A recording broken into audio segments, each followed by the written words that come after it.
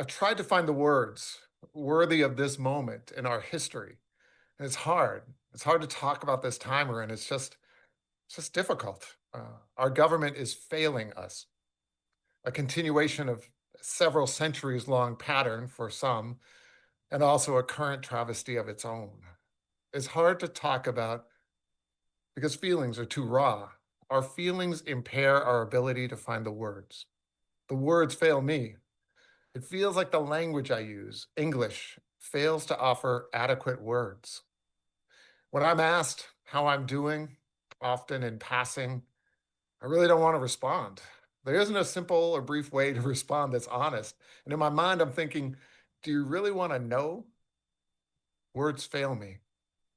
I've not yet found a brief way to say I'm angry, grateful, outraged, worried, inspired, wary, resolute, planful, disquieted, on guard, loving, shocked, strategic, and hopeful despite dot, dot, dot.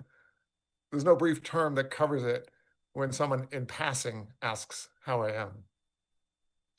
Other tongues, other languages have created expressions for what English often can't. Many languages other than English have defined brief terms to express complicated feelings, situationally precise feelings, instantly knowable senses, deeply recognizable and resonant conditions, despite there being no comparable term in English. We need the words. We should have the words, especially during these most troubling times, as we bear witness to government-perpetrated crimes against humanity, even as we witness, stunned, the dismantling of generations of civil justice. We should be able to verbalize our feelings and our response. We could use the help of other languages these days. We also need to remember to take care of ourselves. We need to take care of ourselves and each other. We need to remember to eat, to share meals and share our hearts. We need to stay in touch with how it feels to have the sustenance to keep going. English doesn't always offer easy ways to remind us of the feeling of being nourished, which could contribute in the shock of the times that we're living through to our forgetting to eat. Other languages, they aren't always deep or fancy about it, but their words beckon us to the table. In Italian, abioccio refers to the feeling of sleepiness after a good meal. One word evocative of whatever jumble of English words we might use, maybe to express an after Thanksgiving semi-comatose state. But maybe more significantly, one word that might bring to mind what we see an infant do after feeding and what it feels like for us to see that baby in a state of quiet peace while we watch that child and think about all the transformations that meal shows and allows that baby's mind to undergo. How that young brain is bubbling with cognition and blooming with growth, particularly during sleep. One word, abioccio, zooming into a moment and out to generations, connecting to a feeling, to a moment, to a nourishing purpose, to an intergenerational stream, to a seeming pause that is full of dynamic change, all in a word. A word in another language about nourishment can seem weird at first. In Hindi, juta is a term for food that has been partially consumed by someone else. Now, maybe your first response to a word like juta is like, what? Partially consumed food? But then your mind takes you to experiences and feelings. You remember what it feels like, maybe to wait for that rice bowl to be passed down the table, and it gets to you, and there's still enough for you to have your serving, and enough still afterwards to pass the bowl on down the table. Your mind, it takes you to seeing those slices still remaining in that pecan pie, and the comforting conspiratorial knowledge that you'll be tiptoeing to the kitchen later for another slice. Juta, the ultimate residual evidence that you've shared a loving experience, a meal, with others that you care about. The shock, the gasp that we are experiencing in this time of tyrannical brutality can make you feel like you're drowning in ugliness, can make you forget just how much more there is in this world. And sometimes the English language I use can fail me. Is it me? Is it my lack of English proficiency, or is it the language itself? I need more words, y'all. I need more words that tap a moment, that pulls me into another perspective. Simple words that convey almost inexpressible yet widely understood feelings. I need to find the words, the simple, most meaningful ways to reintroduce a kind of grateful wonder about the world around us. English doesn't necessarily have it, but other languages do.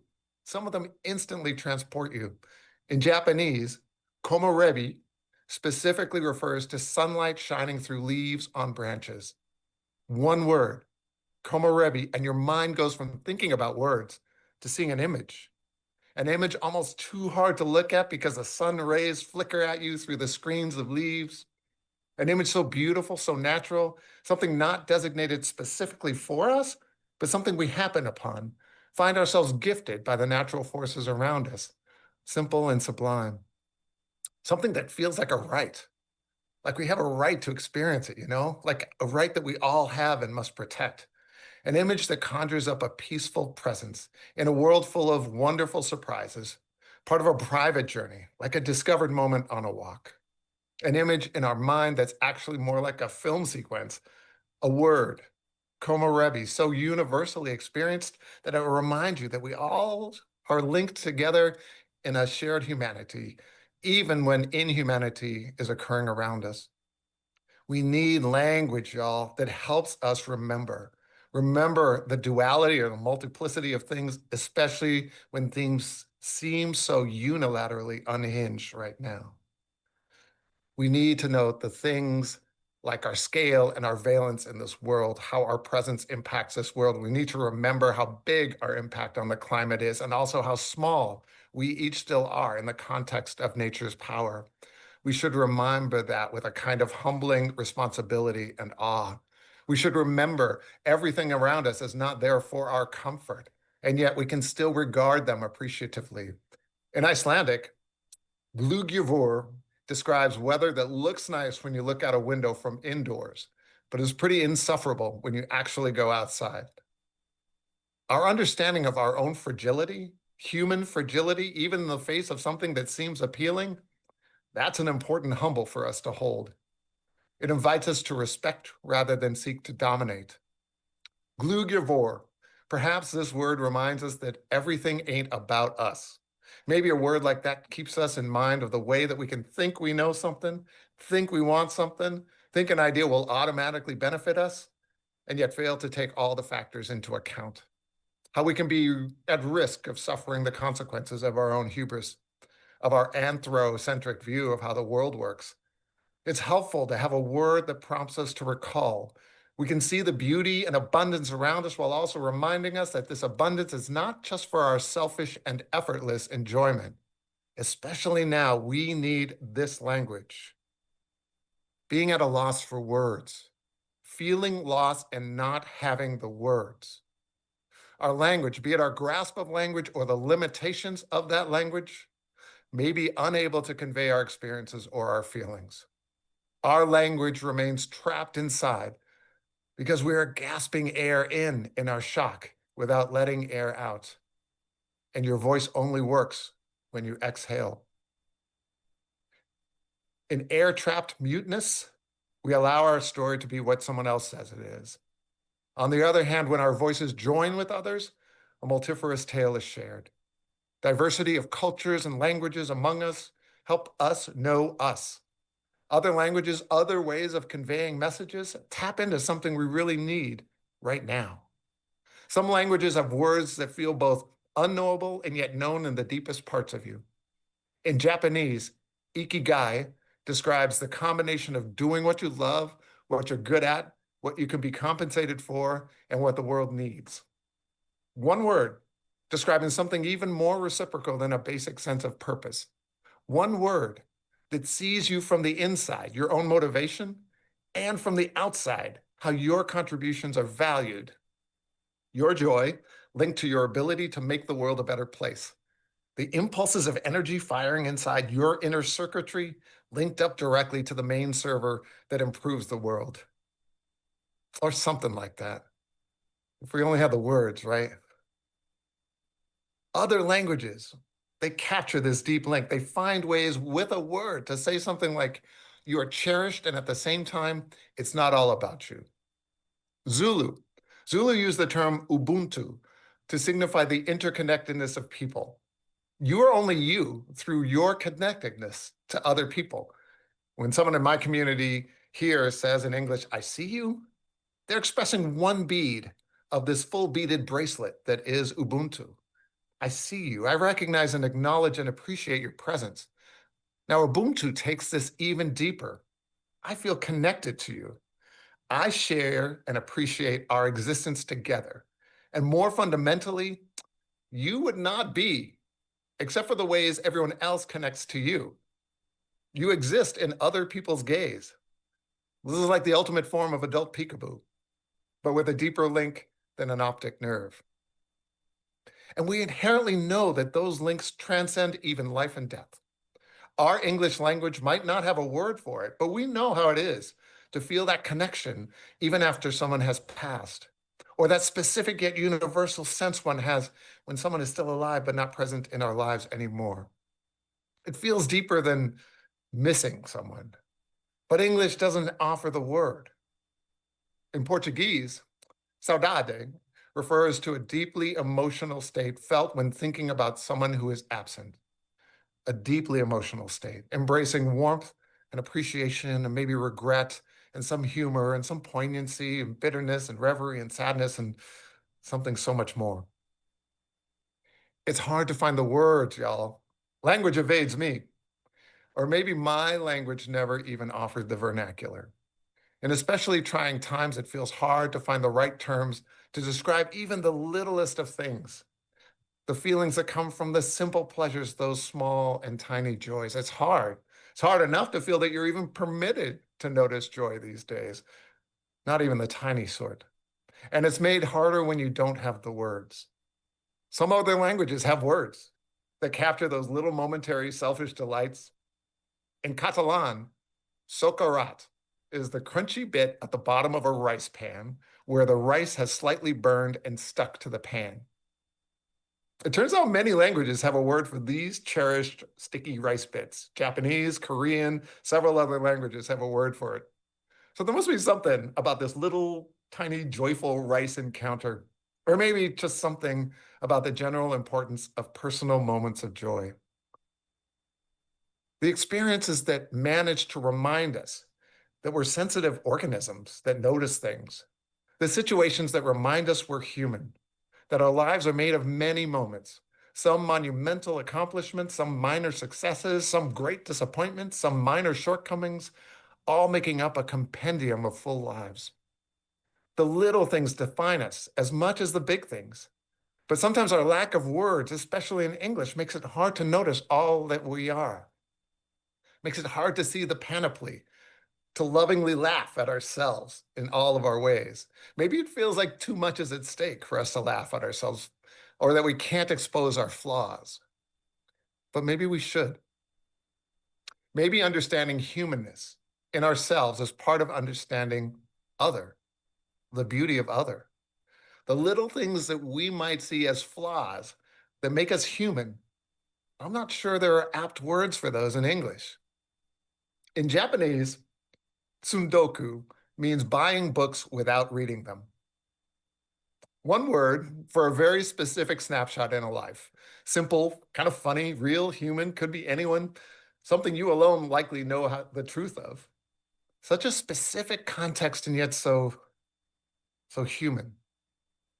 Our humanness can mean that the flaws we think we alone own are in reality shared, are actually more like a species marker, like a lingering signal coded into a universal gene, a reemergence of a condition that transcends identity or culture or place. In Scottish, tartle refers to that moment when you go to introduce someone to someone else and you forget their name. Our foibles, once thought to be a lonely curse of ours alone, and then through the language of other tongues revealed as part of existing on this planet, maybe this should offer us some comfort, some broader sense of connection beyond our ken and deep in our most human core. Consider, please, that our realization about our humanness allows us to feel awe, feel exhilaration. feel ecstasy. There's a certain way of feeling that some combination of those things, combined perhaps with a little bit of a humbling sense that we are bearing witness to magnificent things around us. English doesn't necessarily have a word that evokes feelings like this, that channel the experiences which transport us like that. Gokota is a Swedish term that refers to communing with nature at dawn. It's connected to the practice, the daily ritual of rising early and going out pre-dawn in order to experience that moment as the full glory of day greets the natural world. It's a way of inviting humbling awe and exhilaration. It's a way of living. Inviting and anticipating a feeling. Anticipation. Anticipation becomes as definitional as a feeling itself. It's part of the package. Tarab in Swahili refers to the uniquely sweet syncopation of music and poetry when they occur simultaneously. It is the witnessing of a minor singularity, if you will, an event of coalescence. The coalescence of our natures, expressed so aptly in other languages and so gapingly lacking in English sometimes, it's such an important reminder. A reminder that our genes are almost completely shared, an etymological revelation that tells us what we already knew, yet so easily forget.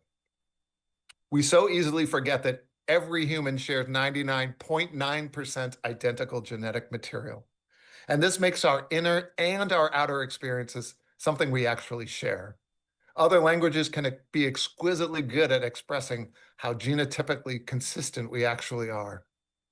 All you have to do is hear the definition of a word in another language, and you feel it speak to you at some genetic level, at some primal level, like as primal as a yawn or a hiccup. In the Philippines, gigil is the intense urge to squeeze something because it's cute.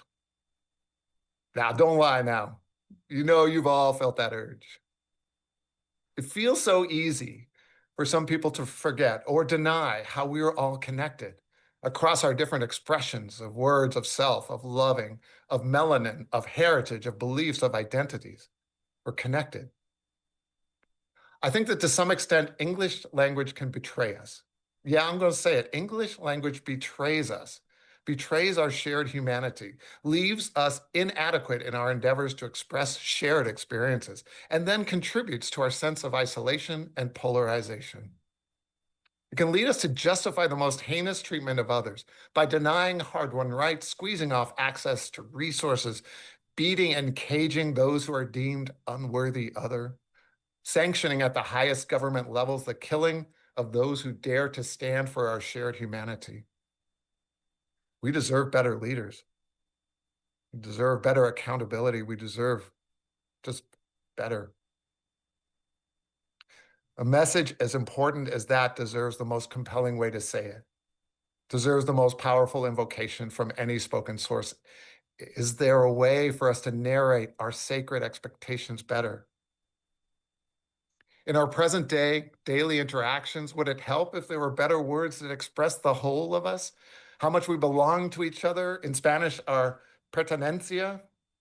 How much the expression of our shared belonging serves as an antidote, an actual antidote to the dehumanizing moment that we're living through? Even in our daily interactions, are we permitted our simple stumbles as well as our inspired moments? What words are in our quivers to convey, for instance, how our minds betray us one moment and outperform our expectations the next? For every Scardish tartle, that moment when you forget that name that you already knew so well, for every one of those, there were also moments which Portuguese speakers called desenrascanço, referring to the ability to solve a problem or make something work despite lacking the tools or resources that should be there. The alchemic talent to be under-resourced and yet accomplish amazing things. I'm telling you all, I've seen that again and again in the communities I've had the honor of being part of. Consider the idea that our mix of flaws and talents makes for a beautiful existence. I'm just not sure English has the words to ground us in that kind of wisdom, in the wisdom that beauty comes from something other than perfection. Other languages can convey this, and it can recalibrate our ability to appreciate the world. In Japanese, wabi-sabi is a term that celebrates the beauty in things that are imperfect and impermanent. A cracked and then repaired teacup, a partially melted snowflake, something traversing an adversity that causes flaws and in doing so adds to its beauty. Those kinds of things remind me of what it means to endure trauma scars as humans. Our ability to move through trauma, to grow through hardship and not be the person from before, that person who never experienced trauma, and in that imperfect journey also becomes something more. What narrative can embody this? What word captures in a whole scene in the documentary that chronicles our lives like that? What word can magically prolong our sense of anticipation or describe the tragicomic nature of life? The Yagan language of Tierra del Fuego has a word, mami la panapatai, which refers to the meaningful look shared between two people who both desire to initiate something, but neither wants to take the first step. An almost excruciating yet warmly familiar experience, full of pre-kinetic potential energy, balancing on the precipice of something wonderful or opportunity lost. Doing the things we hesitate to do, accounting for the cost of inaction, moving past the false safety of the known and opening ourselves up to something else. There's so many things that we should be learning, so many new things we are offered to see and be and learn in our limited times around this solar plane. And so many things we must retain and learn from. The word in English, there's no word in English that teaches us how to accumulate our learnings. In West Africa, Sankofa literally means go back and get it, referring to the importance of learning from the past. In the US, here where our historical record keeps rhyming so often, particularly in the percussion of transgressions against others, how does our narrative language help us keep our past in mind so that we can know where we are in our present, eschew the harmful repeat of the past, and set our direction toward a better future? The English language can mistakenly confuse its dominance for eloquence, leaving us with a dull palate just when we need the most redolent vocabulary. As for me, y'all, I guess I need to get a little bit more poly into my glot, because these days especially, the words fail me in English. Struggle has defined this past trip around the sun. The type, valence, and impact of that struggle have not been borne equally across all shoulders. Maybe the strongest litmus test of a group of people, of a society, is the extent to which people check and seek to support others, even when they themselves feel the bite of suffering. It is not enough to scheme to endure in this moment. It is not sufficient to wait out the storm. We cannot mitigate our own risk when the risk is so great for so many. Does English have a phrase or word that captures that? Even in our state of fatigue, we must fight back. We must remain vividly aware of what's at stake.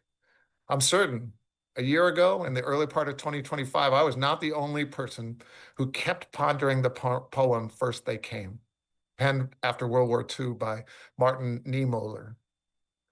First they came for the socialists, and I did not speak out because I was not a socialist.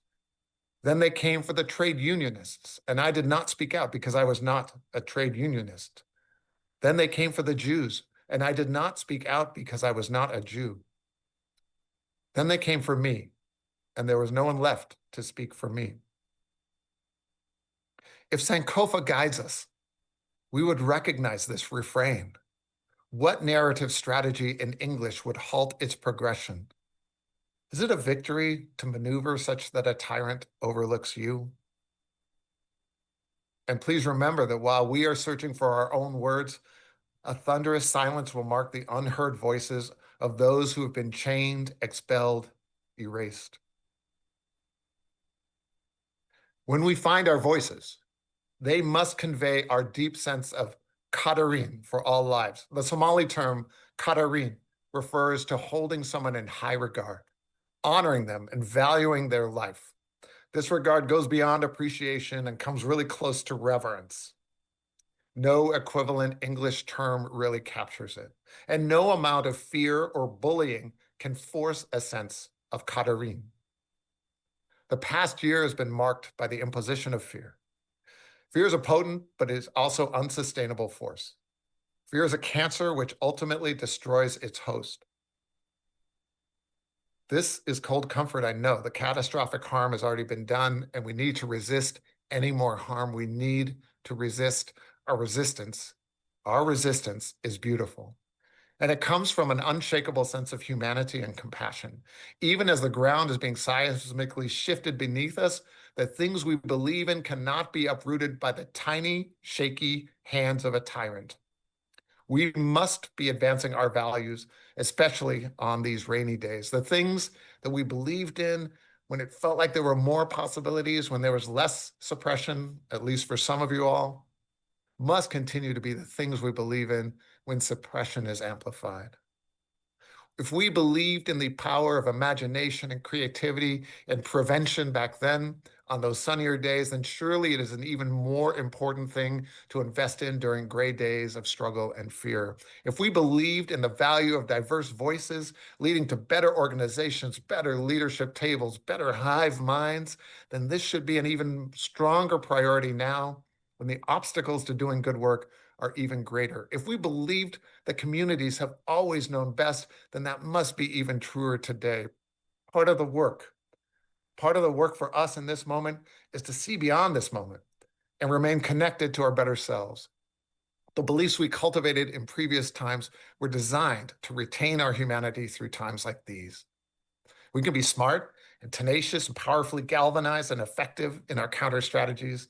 And our advantage will be that we build on a foundation of hope rather than fear. We tap into hope that was easier to seed and grow during better times, and its cultivation was precisely for a time like this. Not only to get us through this time, not only to barely survive, our hope keeps us whole, inspires us to retain our kindness and our humanity, even when fear whispers to us to have doubt. Even when inhumanity seems to be in its ascendancy, hope is ours. It is the light by which we navigate our resistance today and the spark that powers our ongoing healing and recovery. Our advantage is hope, not the kind of hope we wait for someone else to provide us with. Our advantage, our hope is tangible, real, forged by us. We made it. Something we've cultivated and held close so it would be available for us to use now, today. Our hope connects us to our wisdom, our sankofa, our desenrasco, and our ikigai. Hope reminds us about the beauty that continues to exist all around us. Our gokota, the komorebi, the wabi-sabi. Hope vaccinates us against someone else depriving us of our joy. In its grandest form, or in Gigil or Sokarat, hope helps us know our power, our shared power, our Ubuntu. Our Ubuntu.